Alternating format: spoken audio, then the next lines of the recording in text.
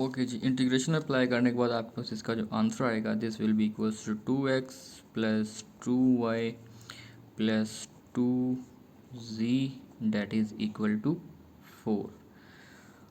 Okay जी, तो यहाँ पर हम अब कांस्टेंट लिमिट्स के बारे में बात करेंगे। कांस्टेंट लिमिट्स, कांस्टेंट लिमिट्स में, और सबसे पहले हम यहाँ पे देखेंगे कि वेरिएबल एक्सेस आपके पास क्या होते हैं। वेरिएबल एक्सेस, तो सबसे पहले हम यहाँ पे डिफाइन करेंगे limits for x, limits for x. तो यहाँ पर आपके पास y भी ज़ीरो हो जाएगा और z भी आपका क्या हो जाएगा, ज़ीरो हो जाएगा। तो जब इस इक्वेशन में जब हम y की वैल्यू ज़ीरो पुट करेंगे और जब हम यहाँ पे z की वैल्यू ज़ीरो पुट करेंगे तो आपके पास इसका जो आंसर आएगा that will be equal to z x is equals to 2। इसी तरह जब हम y की जो लिमिट सप्लाई फाइंड करेंगे तो उसके लिए हम क्या करेंगे, क्योंकि जो y आपका है वो कहाँ पे है, this is lies in x Y plane, that's y we will take z is equals to 0। तो 2x plus 2y which is equal to 4। अब यहाँ पे हम 2 को जो है वो कॉमन भी ले सकते हैं या इसको आप यहाँ पे सिंपली ऐसे भी सॉल्व कर सकते हैं कि यहाँ पर हम लोगों ने क्या करते हैं जी, 4 minus 2x which is equals to 2y आपके पास आ जाएगा और यहाँ से जो y का आंसर आपके पास आएगा this is 4 minus 2x over 2। तो these are the limits of y। इसी तरह हम यहाँ पे कैलकुलेट करेंगे limits of z, limits of z। तो इसके लिए हम क्या यूज़ करेंगे, we will again take 4 minus 2x minus 2y which is over 3 that is equal to z। तो these are the limits for z axis.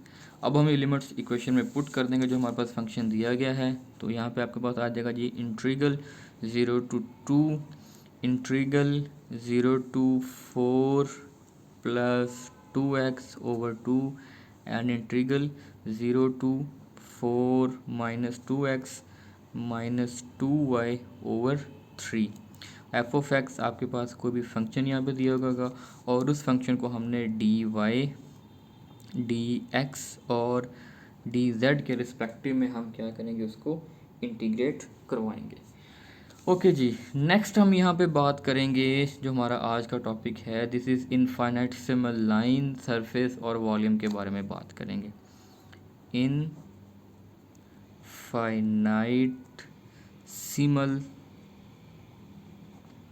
Line क्या होता है आपके पास, उसके बाद सरफेस क्या होता है and volume elements, volume elements. Okay जी, infinitesimal line, surface and area. तो सबसे पहले यहाँ पे आपको पता होना चाहिए कि जो इनफाइनाइटेसिमल का मतलब क्या होता है। इसका मतलब होता है कि वेरी वेरी स्मॉल ऑब्जेक्ट, यानी कि आपके पास अगर लाइन की बात कर रही हो तो वहाँ पर जो लाइन होगा आपका वो वेरी वेरी स्मॉल, यानी कि बहुत ही छोटा लाइन आपके पास होगा। अगर हम सरफेस की बात करेंगे तो ऐसा सरफेस जो कि आपके पास बहुत ही स्मॉल होगा, और अगर हम वॉल्यूम की बात करें तो ऐसा वॉल्यूम जो कि आपके पास बहुत ही स्मॉल वॉल्यूम होगा। नेक्स्ट हम यहाँ पे बात करेंगे जी कार्टेशियन आपके पास सिस्टम क्या होता है, सिलेंड्रिकल सिस्टम क्या होता है और स्फेरिकल सिस्टम आपके पास क्या होता है। तो नंबर 1 हम बात करेंगे यहाँ पे कार्टेशियन सिस्टम। नंबर 2 हम यहाँ पे बात करेंगे सिलेंड्रिकल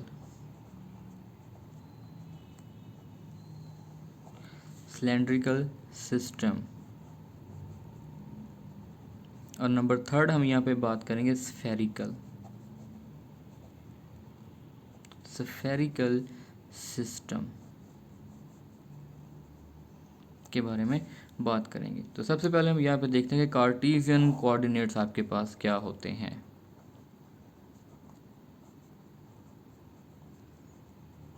कार्टेशियन कोऑर्डिनेट्स आपके पास क्या होते हैं। तो कार्टेशियन कोऑर्डिनेट में हम जो सिस्टम ऑफ यूनिट्स यूज़ करते हैं सिस्टम ऑफ यूनिट्स, यहाँ पे जो यूज्ड हम करेंगे वो होता है आपके पास x, y, z। तो ये आपके पास यहाँ पर होगा जी कार्टेशियन कोऑर्डिनेट सिस्टम आपके पास। लेट्स सपोज कि यहाँ पर आपके पास कोई भी 3D प्लेन दिया गया है, this is x axis, y axis and यहाँ पर आपके पास क्या है जी z एक्सिस है, और यहाँ पर आपके पास कोई भी वहाँ पर वॉल्यूम एलिमेंट मौजूद है कुछ इस तरह से। आपके पास यहाँ पर कोई भी वॉल्यूम एलिमेंट आपको दिया गया है।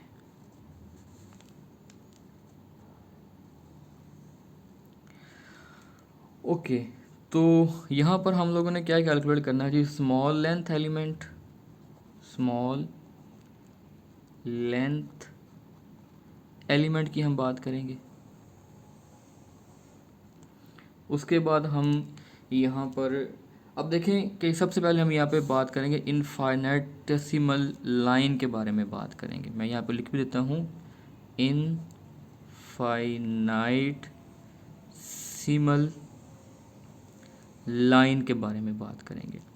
यानी कि फ़र्ज़ करें कि अगर आपके पास यहाँ पर एक ये वाला लाइन है जिसकी टोटल लेंथ आपके पास कितनी है जी, L है, और इसका जो स्मॉल एरिया एलिमेंट होगा, लेट्स सपोज कि मैंने ये स्मॉल एरिया एलिमेंट ले लिया इसका, और ये आपके पास हो जाएगा DL, जिसको हम इनफाइनाइटेसिमल लाइन की बात करेंगे, यानी कि वेरी वेरी स्मॉल लाइन के बारे में, लाइन हम जिसको कंसीडर करेंगे। तो ज़ाहिर बात है कि जो DL होगा, फिर जो स्मॉल एरिया एलिमेंट हम लेंगे यहाँ पे, या स्मॉल लेंथ एलिमेंट हम लेंगे, ये आपके पास होगा एक वेक्टर क्वांटिटी होगा। क्या होगा, एक वेक्टर होगा, या फिर आपके पास वो एलिमेंट्री लेंथ होगा, एलिमेंट्री लेंथ आपके पास होगा, स्मॉल लेंथ होगा, या फिर आपके पास वो एक एलिमेंट्री लेंथ होगा। ओके जी, तो अब हम यहाँ पर हमने टोटल एरिया कैलकुलेट करना है। डैट मीन कि हमने ये जो शेडेड रीजन आपके पास है, जो मैं यहाँ पे ड्रा कर रहा हूँ, इसको हमने कैलकुलेट करना है। This region, this will be known as DA, which is area element, small area element. अब देखें जी, ये जो लाइन आपके पास है, this is along the x axis, क्योंकि इस डायरेक्शन को हमारे पास कौन सा एक्सिस मौजूद है, x एक्सिस। तो फिर ये जो लेंथ आपके पास होगी, जो लाइन होगी, इसको हम नाम देंगे DXI का नाम देंगे। इसी तरह जो ये जो लाइन आपके पास है, this is along the y axis, तो डेट्स y, इसको हम नाम देंगे DYJ कैप। यानी कि आपको पता है कि अलॉन्ग द x एक्सिस हम यहाँ पे लेते होते हैं i वेक्टर, और अलॉन्ग द y एक्सिस हमारे पास होता है j कैप, और अलॉन्ग द z एक्सिस हमारे पास होता है k कैप। इसी तरह से जो ये वाला जो आपके पास जो एरिया एलिमेंट होगा वर्टिकल, ये वाला, ये आपके पास हो जाएगा DZ और k कैप। अगर ये DZ है तो फिर ये वाला एलिमेंट भी आपके पास क्या होगा, DZ होगा। अगर ये वाला आपके पास DY है तो ये वाला एलिमेंट भी क्या होगा, आपके पास DY होगा। और अगर ये वाला एलिमेंट आपके पास DX है, ये वाला एलिमेंट, तो फिर ये वाला एलिमेंट भी आपके पास क्या होगा, DX होगा। This is also along the Z axis and this is also along the Z axis. तो ये आपके पास अगर x एक्सिस है तो फिर ये भी आपके पास क्या होगा, x एक्सिस होगा। अगर ये एक्सिस यहाँ पे है तो ये भी आपके पास क्या होगा, x एक्सिस होगा। और अगर यहाँ पे ये वाली लाइन हम ले रहे हैं y एक्सिस, तो ये लाइन भी आपके पास क्या होगी, y एक्सिस को ही रिप्रेजेंट करेगी। ओके जी, तो यहाँ पर आपके पास जो DL है, जो हम लोग यहाँ पे कोई भी एक पॉइंट P कंसीडर कर लेते हैं। लेट्स सपोज कि यहाँ पर हम लोगों ने कोई भी पॉइंट P कंसीडर किया, और इसका हम एक वेक्टर यहाँ से ड्रा कर रहे हैं फ्रॉम द ओरिजिन, ये वेक्टर।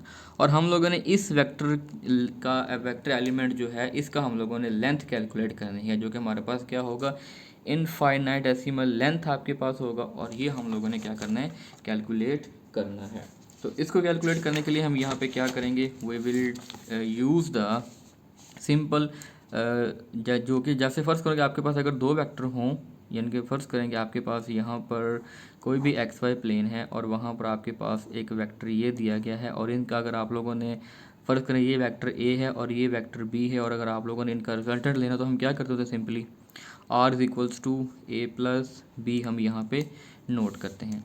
इसी तरह से वो हमारे पास जो डी एल है वो आपके पास है इनफाइनेटेसिमल लाइन है, वेरी वेरी स्मॉल लाइन है।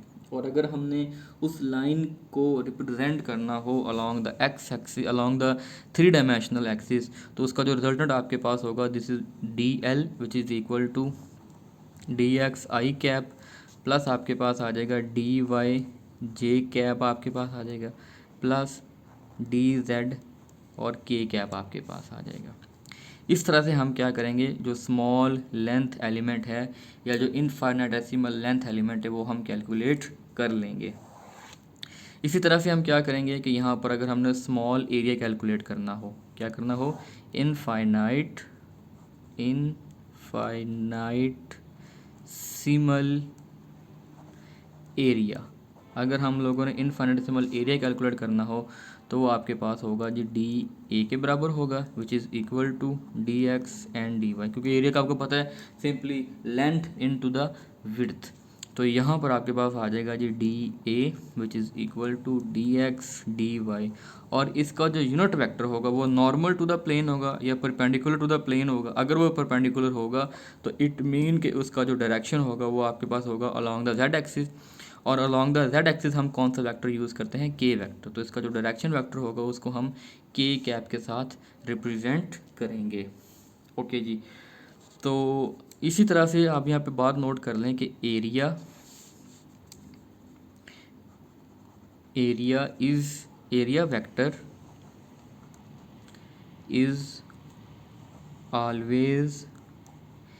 वेक्टर इज ऑलवेज टेकन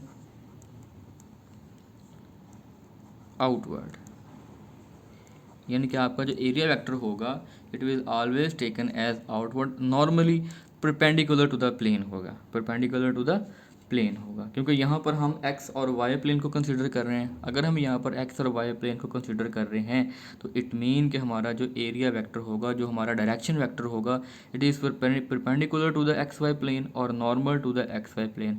तो उसका जो डायरेक्शन होगा आपके पास this is along the Z axis. तो जेड एक्सिस के अलॉन्ग हम यहाँ पर के कैप को रिप्रेजेंट करते हैं। नेक्स्ट हम यहाँ पे बात करते हैं जी इनफाइनाइटेसिमल वॉल्यूम के बारे में बात करते हैं। इनफाइनाइटेसिमल वॉल्यूम के बारे में हम यहाँ पे बात करते हैं। तो which is represented by d v and d y will be taken as d x d y and d z आपके पास आ जाएगा। ठीक है जी, ओके जी। तो नेक्स्ट हम यहाँ पे आगे हम बात करेंगे जी थोड़ा सा सिलेंड्रिकल कोऑर्डिनेट्स के बारे में बात करेंगे कि हमारे पास जो सिलेंड्रिकल कोऑर्डिनेट्स क्या होते हैं।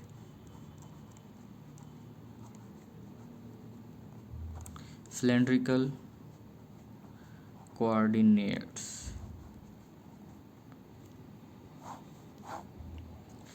सिलेंड्रिकल कोऑर्डिनेट में हमारे पास जो यूनिट्स हम यूज़ करते हैं these are rho, phi and z, where rho is the radius of cylinder, rho is equal to radius of cylinder, radius of cylinder. अब यहाँ पर हम इस सिलेंडर को थोड़ा सा ड्रा करने की कोशिश करेंगे। यहाँ पर हमारे पास है जी Y axis, this is your Z axis and this is your X axis, X Y and Z. और यहाँ पर हमारे पास कोई भी रेडियस सर्कल है या रेड सिलेंडर है जिसकी ये आपके पास है जी आउटर बाउंड्री उसकी, और ये हमारे पास उस रेडियस सिलेंडर की आपके पास है इनर बाउंड्री। ओके जी, और यहाँ पर हम एक वेक्टर ड्रा करेंगे कुछ इस तरह से, एक वेक्टर हम यहाँ पे ड्रा करेंगे एंड अगेन एक वेक्टर हम यहाँ पे ड्रा करेंगे।